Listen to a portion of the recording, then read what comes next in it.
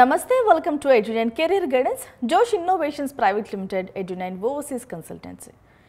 మీరు బాగా చదువుకుని ఖాళీగా ఉన్నారా? అంటే బాగా ఎడ్యుకేటెడ్ బట్ జాబ్లెస్సా? అసలు ఎందుకు జాబ్లెస్గా ఉండిపోతున్నారు? మీరు ఎప్పుడైనా ప్రశ్నించుకున్నారా? చూడండి, మన దేశంలో అన్ఎంప్లాయ్మెంట్ రేట్ అనేది చాలా పెరిగిపోతుంది. రీసెంట్ లెక్కలైతే చూస్తే 5.1% పర్ మంత్ పెరుగుతూ ఉంది. అంటే రీసెంట్గా ఎగ్జాక్ట్గా మే 15th రిలీజ్ అయిన లెక్కల ప్రకారం చూస్తే 3.2గా ఉందండి పర్సెంటేజ్. అంటే 140 కోట్ల జనాభాలో గవర్నమెంట్ ఎంప్లాయీస్ అయితే ఒక 10% ఉంటారు. మరి ఇంకా ప్రైవేట్ సెక్టార్లో ఉన్న ఎంప్లాయీస్ 140 కోట్ల మందికి ఉద్యోగాలు ఉన్నాయా? సర్లే, దాంట్లో పేరెంట్స్ లేదంటే కొంతమంది చిల్డ్రన్, ఈ లెక్కలన్నీ తీసేస్తే ఒక 100 కోట్ల మందికి ఎంప్లాయ్మెంట్ రేట్ అనేది ఉందా ఇండియాలో? సో ఎందుకు ల్యాక్ అయిపోతున్నాం? సరే, చదువుకుంటున్నాం, బాగా చదువుకుంటున్నాం, కానీ మనకు ఎందుకు ఉద్యోగాలు రావట్లేదు? మన తోటి వాళ్ళకి ఉద్యోగాలు వస్తున్నాయి, కానీ మనకెందుకు రావట్లేదు అని ఎప్పుడైనా ప్రశ్నించుకున్నారా?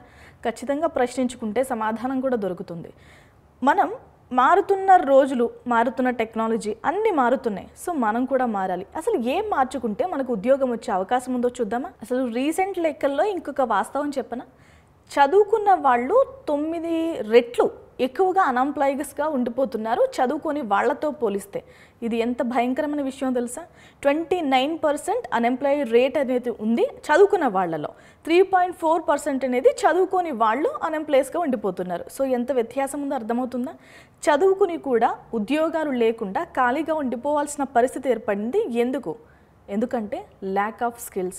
మన దగ్గర ఎన్ని డిగ్రీస్ ఉన్నాయి అనేది ముఖ్యం కాదు. మీరు డబుల్ డిగ్రీస్ చేసి ఉండొచ్చు, డబుల్ పీజీస్ చేసి ఉండొచ్చు, ఎంటెక్, బీటెక్, ఎంబీఏ, ఎంసీఏ చేసి ఖాళీగా ఉన్న వాళ్ళు ఎవరు లేరా మీ చుట్టుపక్కల? కానీ ఎందుకు ఉండిపోతున్నారంటే lack of skills, lack of clarity.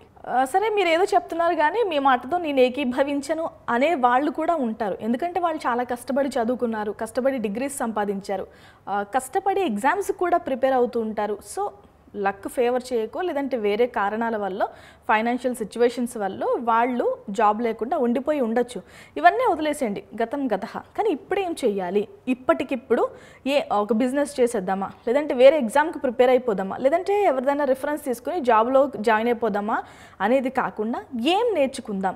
ఒక 5 సంవత్సరాలు ఫార్వర్డ్గా ఆలోచించండి. రిమైనింగ్ 5 సంవత్సరాలు ఎలా ఉండొచ్చు ఫ్యూచర్?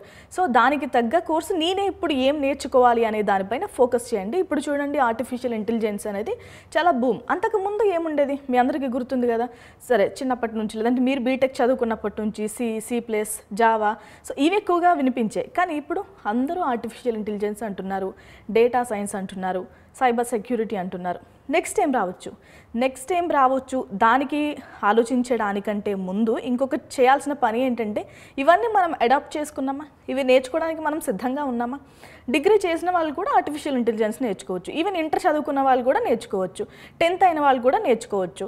మన రేంజ్కి, మన ఎలిజిబిలిటీకి తగ్గట్టే మనం కూడా ఎక్స్పెక్ట్ చేయాలి. కాబట్టి సో మనం ఎప్పటికప్పుడు అడాప్ట్ చేసుకోవడానికి సిద్ధంగా ఉండాలి. సరే, ఫస్ట్ అసలు దేనిపైన ఫోకస్ చేద్దాం? Communication skills. మనకు చాలా నాలెడ్జ్ ఉంది. సరే, అందరూ ఒక గ్రూప్ డిస్కషన్ పెట్టారు.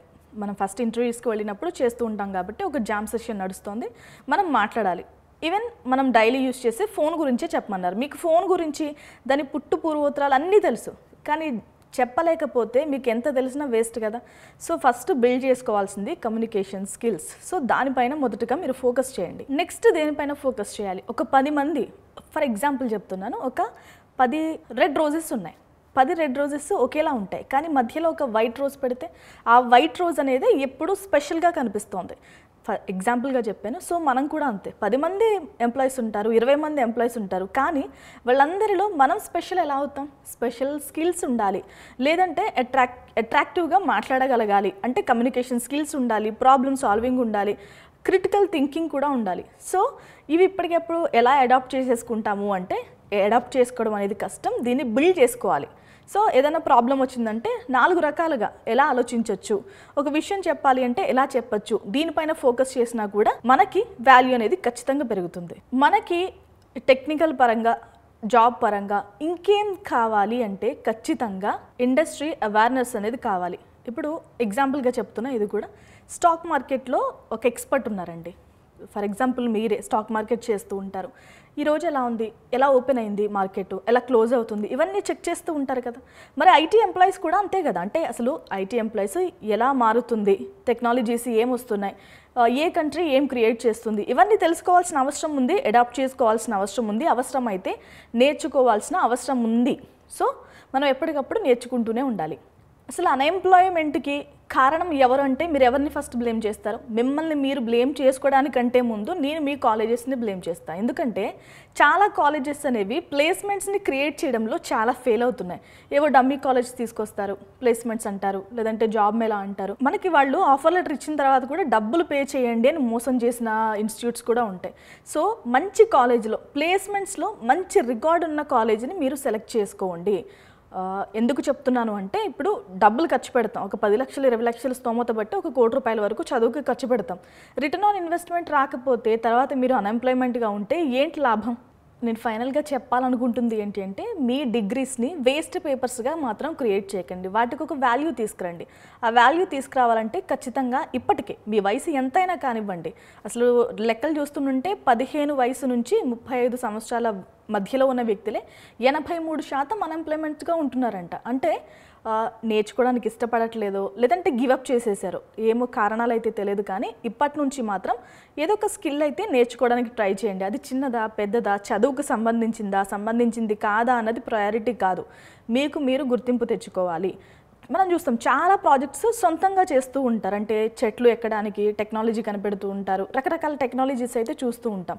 సో అలాంటివి కాలేజెస్ ఆఫర్ చేస్తాయి ఫండింగ్, లేదంటే బయట ప్రైవేట్ ఇన్స్టిట్యూట్స్ ఆఫర్ చేస్తే చాలామంది ఆఫర్ చేస్తారు. ఖచ్చితంగా ఒక న్యూ ఇన్నోవేషన్ థాట్ని ప్రోత్సహించడానికి చాలామంది రెడీగా ఉంటారు. అవకాశాన్ని దొరక్కపోతే వెతుక్కోవడానికి ట్రై చేయండి. సో ఈ రోజే ఒక ప్లాన్ చేసుకోండి, ఏం చేయాలి నెక్స్ట్ 1 ఇయర్కి మీరు కోటీశ్వరులు ఎలా అవ్వాలి, పర్ యానంకి ఒక ₹1,00,00,000 సంపాదించే ఎంప్లాయీగా ఎలా మారాలో మీకు మీరు ప్లాన్ చేసుకోండి. కావాల్సిందల్లా కమ్యూనికేషన్ స్కిల్స్ ఖచ్చితంగా కావాలి. ఏదైనా స్కిల్ అంటే టెక్నాలజీని ఖచ్చితంగా అడాప్ట్ చేసుకుని టెక్నాలజీతో పాటు మనం కూడా ప్రయాణం చేయాలి. నేను బాగా నమ్మే మాట ఎప్పుడు ఏంటంటే change is the only constant. మార్పు మాత్రమే సహజం. ఏ ఫీల్డ్లో అయినా కూడా మార్పు మాత్రమే సహజం, కాబట్టి మనం కూడా మారుతూ ఉండాలి. ఓకేనా? Thanks for watching. Thank you.